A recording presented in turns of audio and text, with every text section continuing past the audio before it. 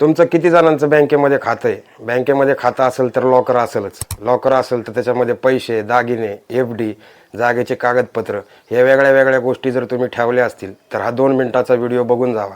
तुमचे लाखो रुपये वाचवण्यात हा व्हिडिओ तुम्हाला मदत करू शकतो.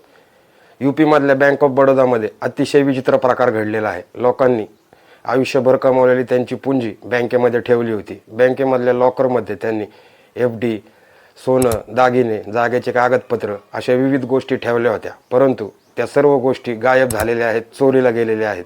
जेव्हा ग्राहकांना या गोष्टीची माहिती मिळाली त्यांनी बँकेच्या चक्रा मारायला सुरुवात केली. मागचे 2 महिने झाले ते बँकेमध्ये चक्रा मारतात आहे, परंतु त्यांना आता कोणतंही उत्तर मिळालेलं नाही. शिवाय त्या मॅनेजरने आणि त्या बँकेतील काही लोकांनी डायरेक्ट त्या बँकेला जाळून टाकून सर्व पुरावे नष्ट केल्याचा प्रकार बँक ऑफ बरोडामध्ये घडलेला आहे, जी एक सरकारी बँक आहे. अनेक लोकांच्या कोणाची 5 लाख, कोणाची 10 लाख, कोणाची 20 लाख एफ.डी, त्याबरोबरच बँक अकाउंटमध्ये असणारे पैसे देखील गायब झालेले आहेत. ही घटना सरकारी बँक असणाऱ्या बँक ऑफ बरोडामध्ये घडलेली आहे. काही लोकांनी आत्महत्या करायचा प्रयत्न केला, काही लोकांची लग्न मोडली, काही लोकांचे दवाखान्यामधले ऑपरेशन थांबलेले आहेत.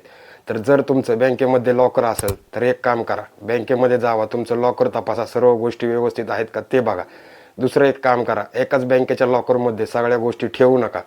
वाईफच्या किंवा तुमच्याच नावावरती दुसऱ्या बँकेमध्ये अकाउंट खोला, दुसऱ्या लॉकरमध्ये थोड्या गोष्टी ठेवा, जेणेकरून एका बँकेबरोबर काही फ्रॉड झालं तर तुमचं दुसऱ्या बँकेमधील अकाउंट आणि लॉकरमधले पैसे सिक्युअर राहतील. सध्या महाराष्ट्र आणि भारतामध्ये फ्रॉड करायचे वेगळे वेगळे प्रकार सुरू झालेत. एकदा तुमचं फ्रॉड झालं तर तुम्हाला चक्रा मारल्याशिवाय दुसरा पर्याय राहणार नाही.